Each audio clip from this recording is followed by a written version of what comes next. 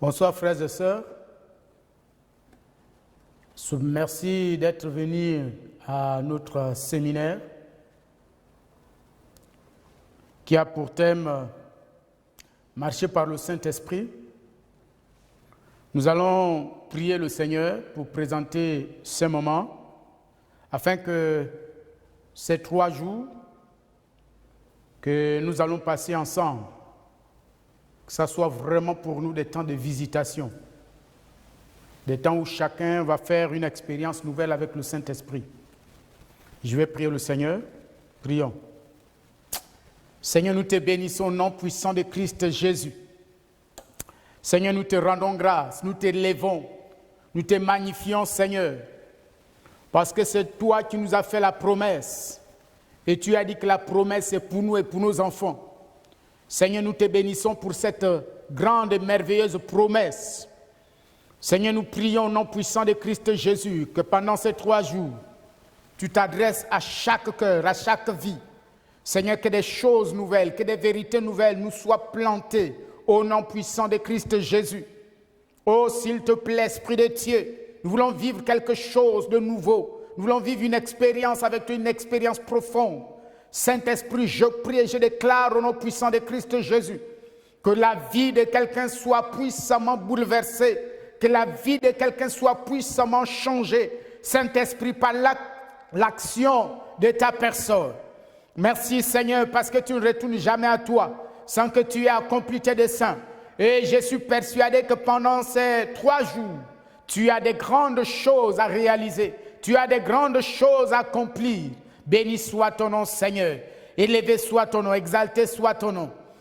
Honneur et action de grâce à toi. Sois béni au nom puissant de Christ Jésus. Maintenant, parle-nous par ta parole. Parle-nous par ta parole. Parle-nous par ta parole. Nous t'écoutons, Seigneur. Au nom de Jésus, Amen. Nous allons prendre nos Bibles dans l'épître de Paul aux Galates, au chapitre 5. Et nous lirons le verset 16. Pour mieux comprendre le contexte, nous allons partir au verset 13. Frères, vous avez été appelés à la liberté. Seulement ne faites pas de cette liberté un prétexte de vivre selon la chair. Mais rendez-vous par la charité, serviteurs les uns des autres. Car toute la loi est accomplie dans une seule parole. Dans celle-ci, tu aimeras ton prochain comme toi-même. Mais si vous vous mordez et vous dévorez les uns les autres, prenez garde que vous ne soyez détruits les uns par les autres. Je dis donc, marchez selon l'esprit et vous n'accomplirez pas les désirs de la chair.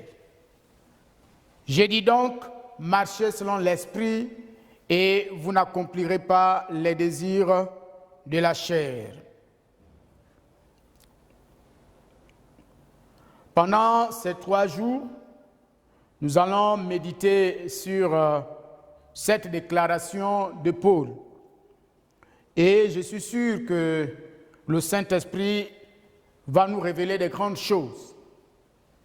Et au sortir de ces 3 jours de méditation de la parole, ces 3 jours au pied du Seigneur Jésus-Christ, des grandes choses vont être réalisées et accomplies par le Saint-Esprit en nous. Parce qu'il est écrit que la parole de Dieu ne retourne jamais à lui sans qu'elle ait accompli ses desseins. Et les desseins de Dieu vont s'accomplir, vont se réaliser dans chaque vie pendant ces 3 jours. C'est pourquoi je prie que nous soyons concentrés, que nous soyons ouverts à l'action du Saint-Esprit. Que signifie marcher par le Saint-Esprit? Ce mot, lorsque nous regardons dans la parole de Dieu, il est utilisé pour la première fois dans l'évangile de Matthieu au chapitre 4, le verset 18. Et je vais lire pour nous tous.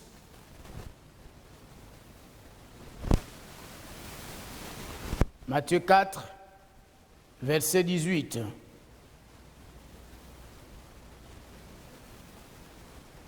Il est écrit, comme il marchait le long de la mer de Galilée, il vit deux frères, Simon appelé Pierre et André son frère, qui jetaient un filet dans la mer, car ils étaient pêcheurs.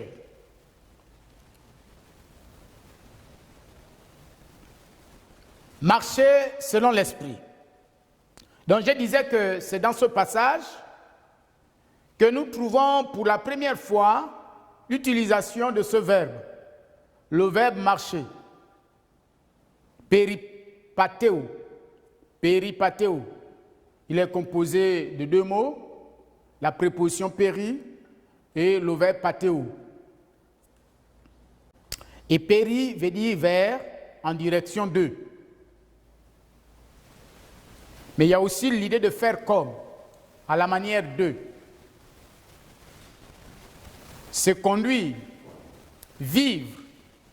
Donc, peripateo veut dire être en chemin, progresser, régler sa vie, se conformer, être attaché, se conduire, manière de vivre.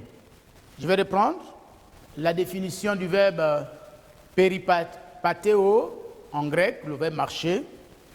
Ça veut dire être en chemin, progresser, régler sa vie, se conformer, être attaché, se conduire, manière de vivre.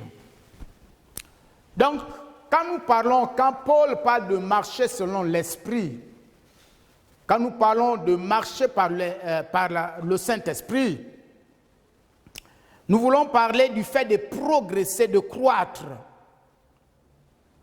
dans la manière du Saint-Esprit de vivre dans la vie de l'Esprit. C'est le fait de passer d'une étape A à une étape B, d'un niveau A à un niveau B. Dans notre marche avec le Saint-Esprit et également dans notre connaissance de la personne et de l'œuvre du Saint-Esprit. C'est cela, marcher par le Saint-Esprit. C'est se conduire de la manière voulue par l'Esprit de Dieu. Le Saint-Esprit a un idéal de vie pour nous. Le Saint-Esprit a une vision de vie pour nous, un programme de vie pour nous.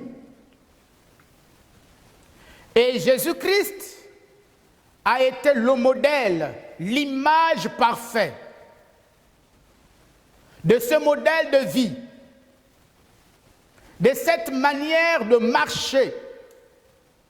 Jésus a matérialisé sur la terre la vie du ciel. Jésus était le prototype de la vie céleste sur la terre.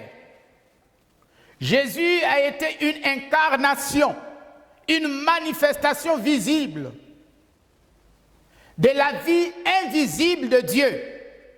C'est pourquoi il dit celui qui a vu le Fils, celui qui a vu le Fils a vu le Père. Donc en voyant Jésus marcher, en voyant Jésus faire, Jésus manifestait, vivait la vie qui se vit au ciel. Il l'a incarné sur la terre parce qu'il s'est fait homme. Mais ce même Jésus, par le Saint-Esprit, par le Christ en nous, a a voulu que nous aussi, nous devenions une incarnation. Lui, il a été une incarnation du Dieu invisible. Et par le Dieu invisible, donc par la personne de Jésus-Christ, le Dieu invisible est devenu visible par Jésus. Le Dieu invisible est devenu contemplatif par Jésus. On pouvait contempler, on pouvait apprécier, on pouvait commenter la vie de Dieu en regardant la vie de Jésus. Mais le projet de Jésus était que cette vie devienne aussi la nôtre. C'est pourquoi, comme Dieu s'est fait chair en lui, Jésus s'est fait également chair en nous. Christ s'est fait chair en nous. Le Saint-Esprit s'est fait chair en nous. C'est-à-dire nous sommes devenus une incarnation du Christ invisible. Nous sommes devenus une incarnation du Saint-Esprit invisible. Ça veut dire que si l'on veut contempler le Christ invisible, si on veut contempler le Saint-Esprit invisible, on n'a pas besoin de demander seulement à quelqu'un d'aller regarder ce qui est dit du Saint-Esprit dans la Bible ou de Jésus dans la Bible. On doit pouvoir regarder, contempler Jésus à travers notre vie. Voilà le projet profond de Dieu. Voilà le projet profond de Jésus-Christ. C'est pourquoi nous constatons que ce verbe marcher, il est utilisé pour la première fois pendant que Jésus était au bord de la mer de Galilée. On dit qu'il marchait comme il marchait au bord de la mer de Galilée. Donc Jésus était entre la mer qui était d'un côté et le peuple, donc Israël, qui était de l'autre côté au bord de la mer, sur la terre. Mais c'est extrêmement profond. Cette image extrêmement profonde. Ce contexte de l'utilisation du verbe marcher extrêmement profond. Ça nous permet de comprendre l'intention de Dieu. Il y a une intention derrière cet usage du verbe marcher. On pouvait utiliser un synonyme.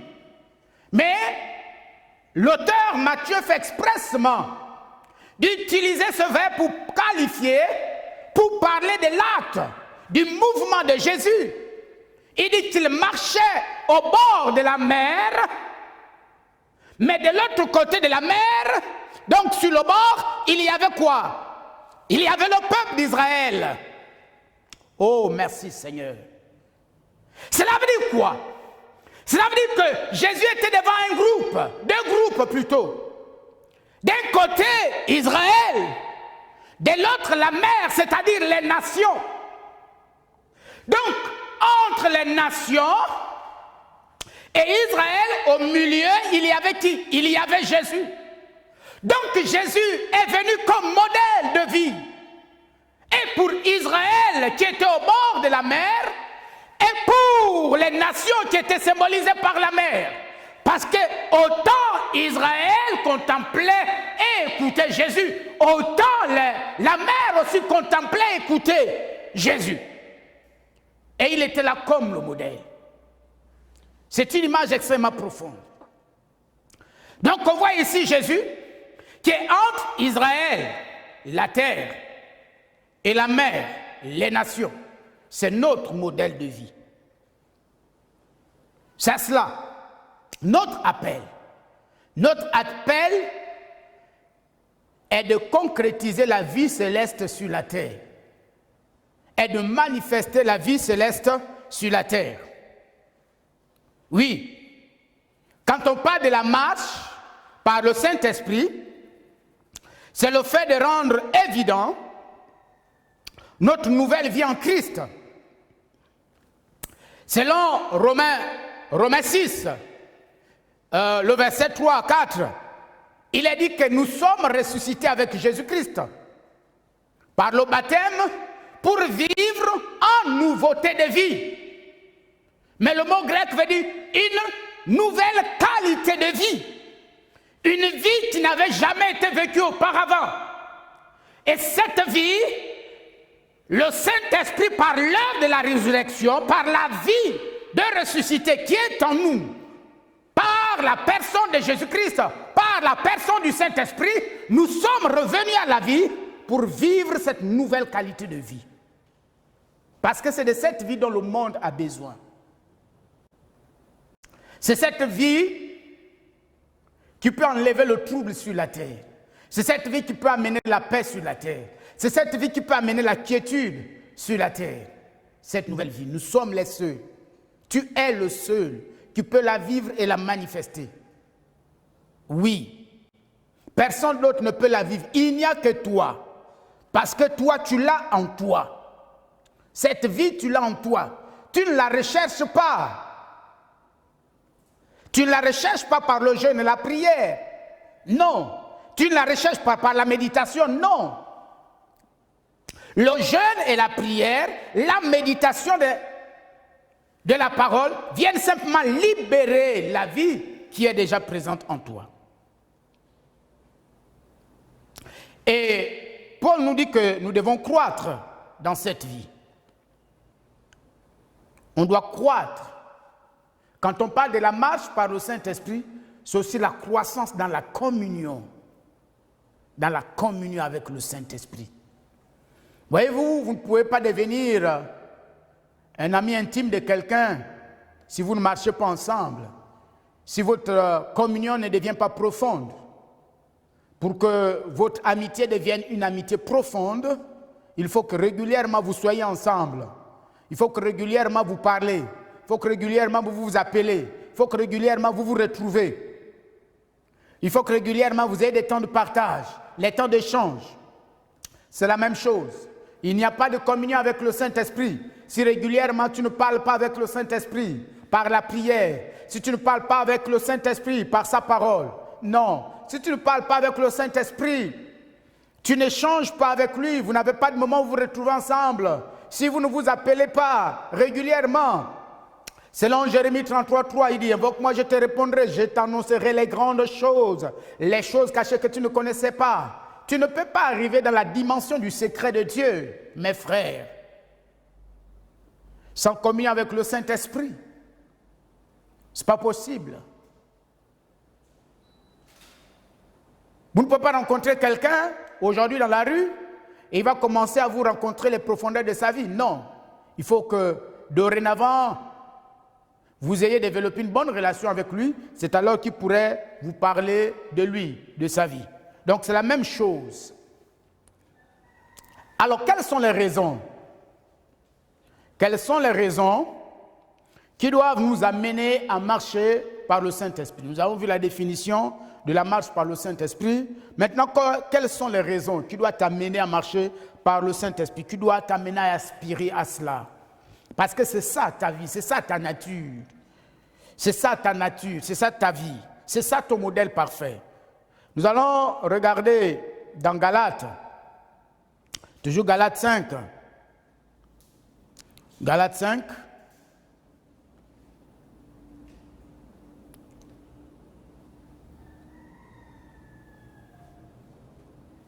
Galates, au chapitre 5. Donc, toujours à notre passage. Je vais lire ce qui est écrit. Au verset 13, je vais reprendre au verset 13 pour que l'on comprenne. Frères, vous avez été appelés à la liberté. Seulement ne faites pas de cette liberté un prétexte de vivre selon la chair. Mais rendez-vous par la charité serviteurs les uns des autres. Car toute la loi est accomplie dans une seule parole. Dans celle-ci, tu aimeras ton prochain comme toi-même. Ce qui nous intéresse, c'est le verset 15.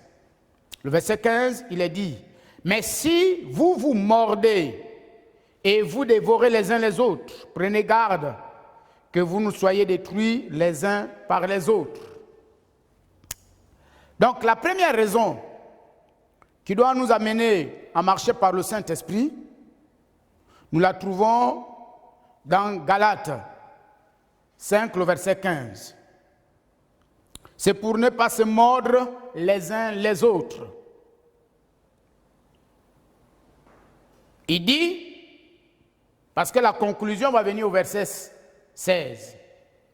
Mais avant le verset 16, il est en train de parler de la vie par la chair.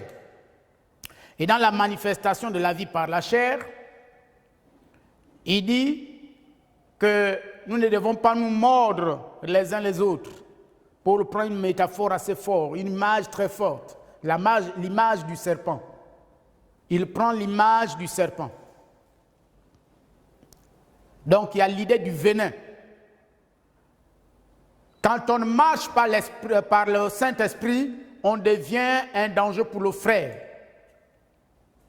On devient un serpent venimeux pour notre frère, pour notre sœur. Et malheureusement, plusieurs chrétiens nés de nouveau, parce que Paul écrit ici aux chrétiens de Galates, qui sont des personnes nées de nouveau, mais qui étaient retournées dans la loi. Et l'une des conséquences de la manifestation de leur retour à la loi, c'est quoi? C'est qu'ils vont devenir des serpents les uns pour les autres. Ils vont mordre. Il dit, mais si vous mordez les uns les autres, si tu deviens serpent pour mordre ton frère, un serpent venimeux, or donc un serpent, regardez l'image du serpent, quand le serpent a mordu quelqu'un, ben tout de suite, le venin se répand dans le corps. Et dès que le venin se répand dans le corps, il désorganise le métabolisme. Et quand il désorganise le métabolisme, le cœur est touché, tous les organes sont touchés. Et la personne peut se retrouver raide mort, juste à un seul coup de venin. Et il y a des frères, dans leur famille d'abord, à la maison, qui sont de véritables serpents. Ils ont tué la famille par leurs paroles. Ils ont tué la famille par leurs propos. Non seulement par leurs paroles, mais même par leurs actes. Il y a des gens dans la famille qui ne peuvent pas se relever aujourd'hui.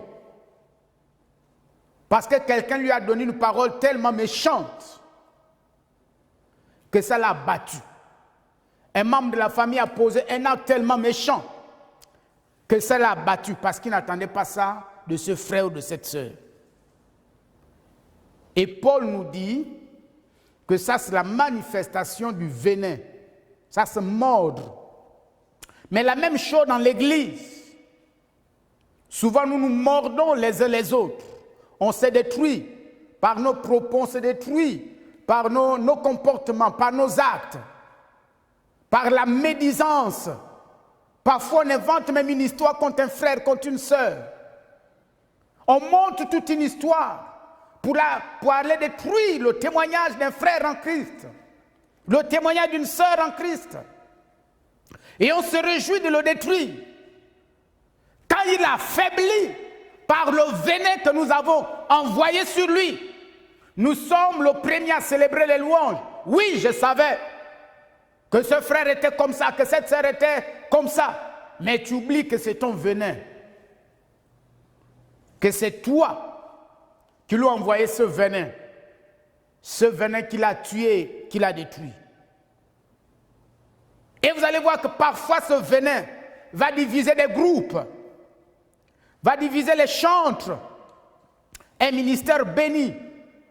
Et souvent ce serpent parfois rentre dans le ministère des chantres parce qu'il sait que s'il réussit à désorganiser l'intimité entre les chantres, la complicité entre les chantres, c'est fini. Il va affaiblir la puissance de la louange. Parce qu'il sait que la louange est une puissance qui libère. Oui. Pourquoi? Parce qu'il sait que Dieu a dit qu'il siège au milieu de la louange de son peuple.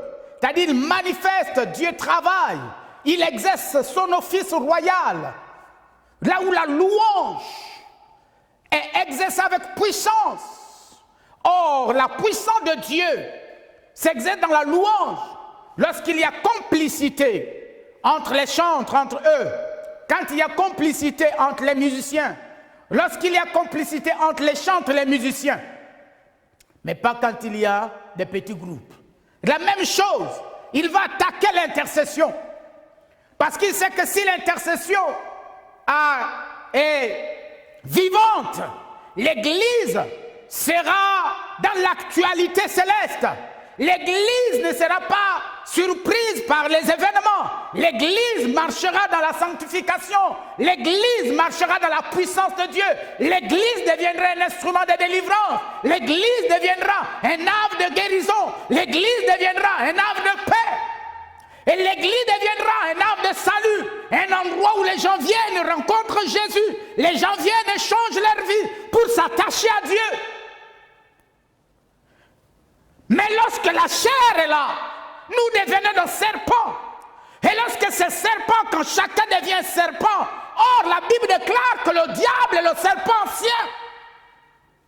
Donc ça veut dire quoi? Ça veut dire que quand quelqu'un marche par la chair, il devient le diable.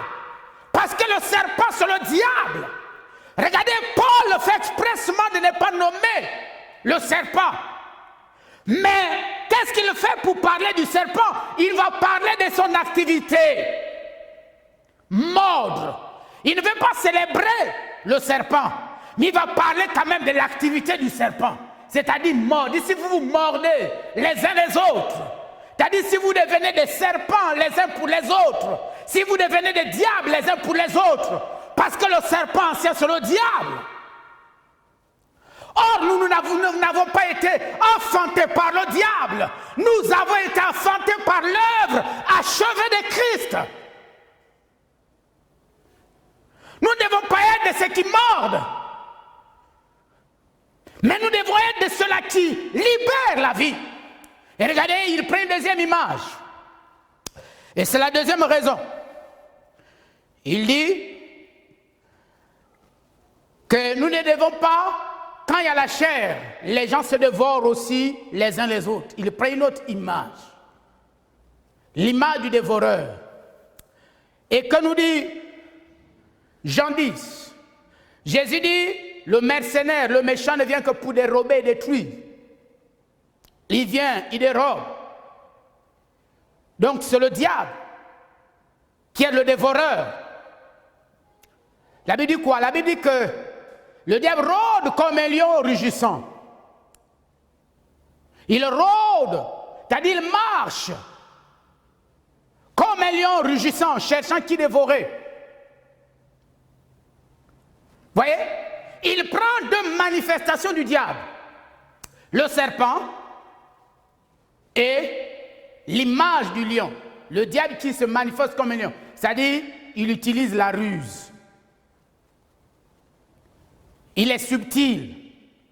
Quelqu'un va s'approcher de vous avec un faux amour, avec une fausse humilité. Or, c'est un dévoreur.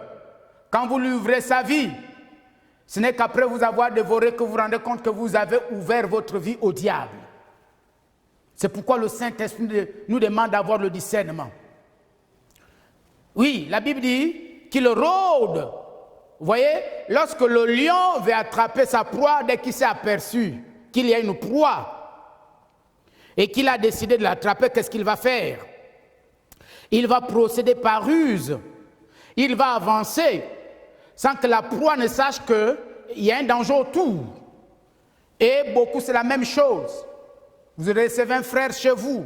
Vous lui ouvrez grandement les portes de votre maison. Vous lui ouvrez grandement les portes de votre vie. Or, il est venu à vous comme un loup, plutôt comme un agneau, doux, sans faire de bruit. Mais en réalité, c'est un dévoreur. Et après, il va vous dévorer. Il va vous dévorer. Il va vous détruire. Vous vous rendez compte que celui qui expose votre vie, comme dans un journal, c'est lui qui va dire que vous êtes méchant. Or, vous êtes très gentil avec lui. Vous voyez? Paul prend ces deux images pour dire, montrer le danger de marcher par la chair.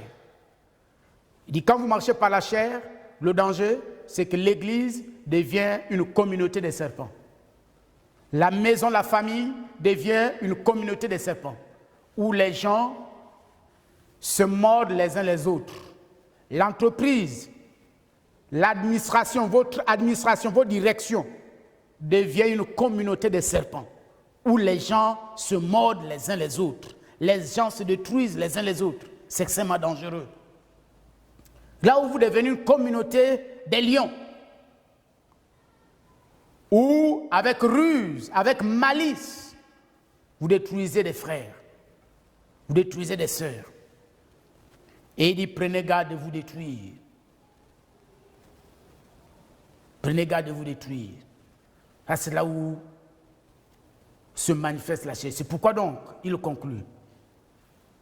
C'est pourquoi il dit, j'ai dit donc. Vous voyez donc ici, pas de la conclusion. Il va conclure. Il dit, j'ai dit donc, marchez par l'esprit et vous n'accomplirez pas les désirs de la chair. Donc, il nous montre la voie par excellence, le chemin. Parce que marcher veut dire être en chemin, être sur le chemin. Qui est le chemin? C'est Jésus. Jésus dit, je suis le chemin. Il dit, si tu marches sur le chemin Jésus, ben, tu ne vas plus dévorer, tu ne seras plus un serpent pour ton frère. Tu ne seras plus un lion, une panthère, un léopard qui dévore ton frère. Tu ne seras plus un destructeur, un diable. Vous voyez tout ça, Paul fait quoi? Il prend des attributs du diable, les attributs de l'ennemi, mais qu'il va utiliser en prenant leur manifestation. Donc des verbes actifs.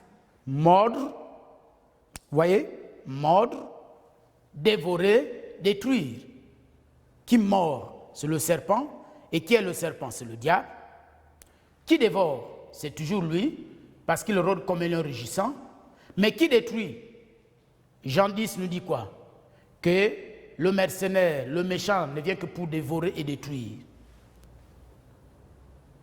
Il dit, mais lui, dérober et détruire. Il dit, mais lui, il est venu afin que les brebis aient la vie et la vie en abondance. Maintenant, nous allons terminer par deux éléments qui nous montrent comment nous devons marcher par l'esprit. Toujours dans notre passage, au verset 17, comment nous devons marcher par l'esprit. Au verset 17, il dit, c'est en nous servant les uns les autres. Vous voyez, le verbe est extrêmement fort. Le verbe grec, c'est douléo. Ça vient de doulos. Et doulos veut dire esclave. Ça veut dire servir. Douléo veut dire servir. Mais le mot est encore plus fort. Quand vous regardez le texte en grec, ça veut dire assujettir. C'est extrêmement fort. Vous voyez, ce qui est intéressant avec le verbe doulos, douléo, c'est que le doulos, c'est cet esclave qui, après sa libération, après sa délivrance, après qu'on lui rendait sa liberté, il décidait volontairement, vous voyez, de rester esclave du maître, de servir le maître. Et c'est ça l'œuvre du salut. C'est que volontairement, nous avons décidé d'être esclaves de Jésus-Christ. Et il dit donc que celui qui marche par le Saint-Esprit, l'une des caractéristiques, c'est qu'il devient un serviteur des autres. Il s'assujettit à servir les autres. Ce ne sont pas les autres qui l'assujettissent, mais lui-même, il a décidé d'être quelqu'un qui trouve son plaisir en faisant plaisir aux autres. Voilà la marche par l'esprit.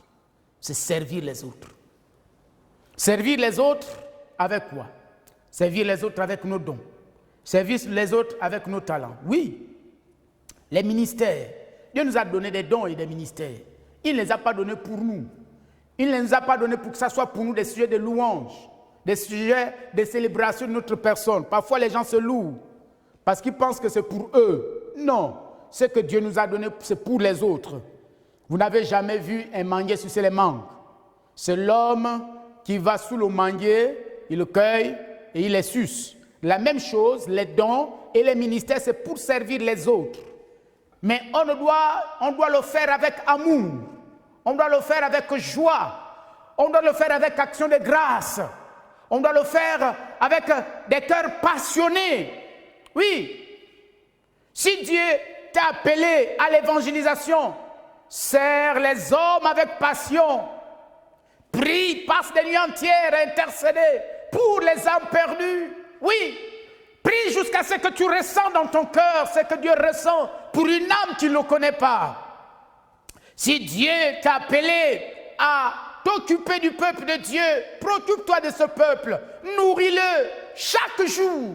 Cherche la bonne nourriture pour ce peuple. Donne-lui le meilleur de toi.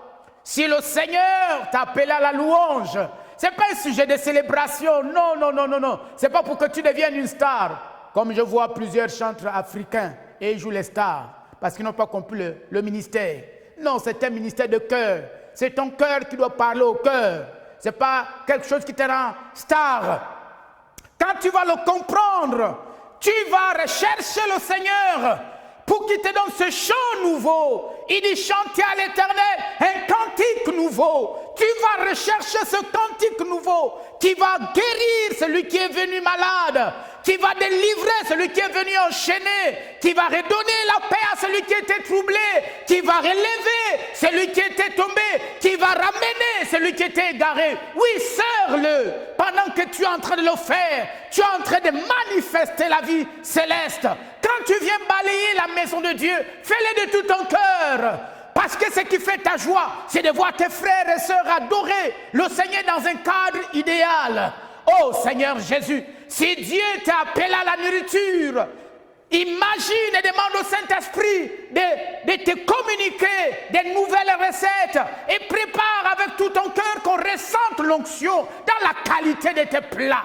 Quelle que soit la tâche à laquelle tu es appelé, même lorsque tu sers les hommes, si tu es médecin, oh Dieu, ne vois pas d'abord le salaire, redonne l'espoir à cet homme ou cette femme désespérée qui arrive.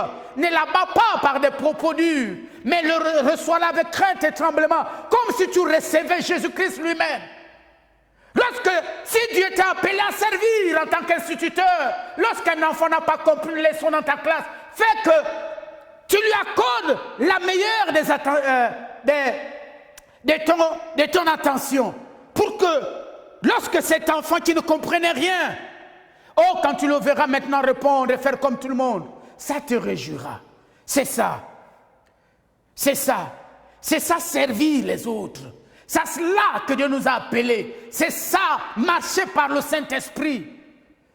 Et voyez, Paul va résumer tout cela. Il dit, il y a un seul verset qui résume toute la Bible. C'est aimez-vous. Un seul commandement résume tous les commandements. Il dit, aimer son prochain comme soi-même. Aimer son prochain comme soi-même. Aimer son prochain comme soi-même. Comment Jésus nous a-t-il aimés?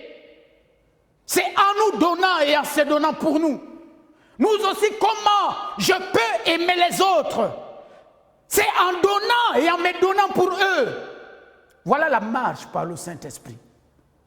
Voilà comment nous marchons par le Saint-Esprit.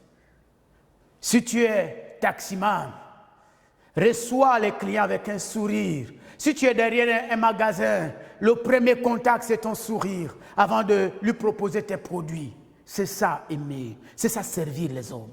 C'est ça, la marche par le Saint-Esprit. Et c'est là que Dieu nous attend. C'est là que le Saint-Esprit t'attend. Il dit, rendez-vous par la charité, donc par l'amour. C'est pourquoi il dit, lorsque nous servons sans amour, il dit, c'est comme quelqu'un qui bat un tam-tam, on ne sait même pas ce qu'il veut, quel son il est en train de mettre. Mais il dit, rendez-vous par la charité, serviteurs les uns des autres. Oui, mes frères, Jésus a été modèle de service. C'est par amour qu'il a guéri. Il n'a pas guéri parce qu'il voulait montrer qu'il était spécial. C'est par amour que Jésus a guéri. C'est par amour que Jésus a délivré. C'est par amour que Jésus, vous voyez, a nourri des foules. C'est par amour. Jésus, tout ce que Jésus a fait, il l'a fait par amour. Et le Seigneur veut que dans tout ce que tu fais, que tu le fasses par amour. Quand tu sers ton mari, sers-le par amour. Pas par devoir, mais par amour. Quand tu sers tes enfants, sers-le par amour. Quand les parents viennent à la maison, sers-le par amour. Les parents de ton mari, les parents de ta femme, sers-le par amour. Pas par devoir. Parce que quand c'est par devoir, ça devient fardeau. C'est ça, marcher par l'esprit. Il dit marchez par l'esprit et vous n'accomplirez pas les désirs de la chair. Pourquoi? Parce que, voyez-vous, la dernière chose, il ne faut pas oublier que le plus grand champ de bataille, c'est nous-mêmes. Le plus grand ennemi du Saint-Esprit ne se trouve pas à l'extérieur. Le plus grand ennemi du Saint-Esprit, c'est notre nature. La Bible dit la chair a des désirs contraires à ceux de l'esprit. Donc notre chair s'oppose au ministère du Saint-Esprit. Donc l'opposition farouche que le Saint-Esprit vit ne vient pas de Satan. L'opposition farouche que le Saint-Esprit vit vient de l'intérieur, vient du dedans de nous. Et cet ennemi n'est autre que nous-mêmes, notre nature, la nature charnelle. Or, cette nature a été crucifiée par Christ. Ce n'est plus ta nature. Alors, frères et sœurs, cet après-midi, il était juste question de 3 choses. La première chose, définir la marche par l'esprit. Et nous avons vu que la marche par l'esprit, c'est une manière de faire, c'est une manière d'être, c'est une manière de se conduire. C'est le chemin, c'est la croissance, c'est la manifestation, c'est l'évidence de la vie, cette vie que Jésus a incarnée. Et ce Jésus est venu vivre en nous pour que nous incarnions cette vie, que nous manifestions cette vie, afin que le monde autour de nous voit Jésus. Jésus a dit à ses disciples, celui qui m'a vu a vu le Père. Il faut que toi aussi tu sois en mesure de dire à quelqu'un, celui qui m'a vu a vu Jésus. C'est pourquoi donc, Jésus, pour manifester son intention, qu'est-ce qu'il va se faire? Qu'est-ce qu'il va faire? Il va marcher le long de la mer de Galilée. D'un côté, il y avait les Juifs, de l'autre côté, il y avait la mer. Les Juifs, d'un côté, les nations. La mer ici, c'est l'image des nations. Donc, ça veut dire que Jésus devait servir de modèle de vie, non seulement à Israël, mais aussi aux nations que nous sommes. Et pourquoi nous devons marcher par l'esprit? C'est pour ne pas devenir des serpents qui mordent et qui tuent les autres par leur venin, ne pas devenir des lions, des guépards, des panthères qui dévorent les autres. Et comment nous pouvons le faire? C'est en nous servant les uns les autres, en nous servant avec amour, en mettant ce que nous avons, ce que Dieu nous a donné. Qu'est-ce que Dieu t'a donné? Il t'a donné des dons, il t'a donné des talents, il t'a donné des compétences. Tu es allé à l'école, tu as étudié. C'est pour servir les hommes. Il t'a peut-être donné les moyens. Donne à manger à celui qui a faim à côté de toi. Souvent, les gens entendent que l'Église organise. Non. Si le Saint-Esprit t'a touché, comme cette maman qui me témoignait hier, j'ai aimé le témoignage de cette maman. Au départ, elle était responsable de femmes. Elle voulait manifester ses actions, poser ses actes en utilisant les femmes. Mais quand elle est quittée responsable, le Saint-Esprit voulait qu'elle comprenne que ça n'a rien à voir d'abord avec le mouvement des femmes. C'est son appel. Son appel est d'aider ces personnes qui n'ont rien à manger. Et n'ayant plus de responsabilité, le Saint-Esprit dit va à l'hôpital, va donner la nutrition. Mais comment, Seigneur, je n'ai plus les femmes avec moi. Dieu dit vas-y, tu n'as pas besoin d'avoir les femmes avec toi. Et elle s'est rendue compte de cela, que Dieu l'a appelée. Toi aussi, fais de même. Et c'est ça, la marche par le Saint-Esprit. Alors, j'ai prié avec toi. Je ne sais pas à quel niveau tu es. Je ne sais pas à quel niveau de croissance tu es avec le Saint-Esprit. À quel niveau de marche tu es avec le Saint-Esprit. Tu vas dire, Seigneur Jésus, merci pour ta parole. J'ai compris cet après-midi la nécessité de marcher par le Saint-Esprit. Oui, je dois me lancer sur ce chemin, sur cette voie. La voie de la marche par l'Esprit. Je dois me conduire. Je dois manifester ta vie, la vie divine. Le monde a soif de cette vie. Le monde veut voir cette vie. Et il n'y a que moi, Seigneur, parce que tu es à moi. Et tu es à moi pour manifester cette vie. Tu es à moi pour vivre cette vie. Je déclare au nom de Jésus que je manifeste la vie de l'Esprit, que je vis la vie de l'Esprit au nom de Jésus. Je refuse d'être un serpent qui mord les autres par des critiques, qui mord les autres par la jalousie, qui mord les autres par la médisance, qui mord les autres par les outrages. Je refuse d'être un lion pour dévorer. Je refuse d'être un destructeur, Seigneur. Mais je veux être un manifestant de Jésus-Christ, quelqu'un qui manifeste le Christ, quelqu'un qui vit le Christ. Oui, Seigneur, je veux être le Christ visible pour mon monde. Je veux être le Christ visible. Déclare ça avec moi. Je veux être le Christ visible pour ma famille. Je veux être le Christ visible pour ma femme. Je veux être le Christ visible pour mon mari.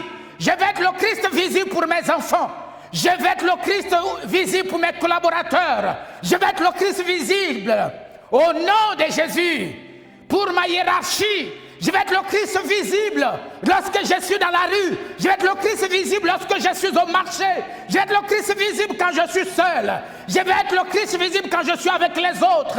Au nom de Jésus, au nom de Jésus, au nom de Jésus, je marche par le Saint-Esprit. Je marche par le Saint-Esprit. Je marche par le Saint-Esprit. Je marche par le Saint-Esprit. Je marche par le Saint-Esprit. Je vis par le Saint-Esprit. Parce que c'est ma vie en Christ. C'est ma vie en Christ. C'est ma vie en Christ. C'est ma vie en Christ. C'est ma vie en Christ. Merci Seigneur. Reçois la louange et les actions de grâce pour la vie par le Saint-Esprit.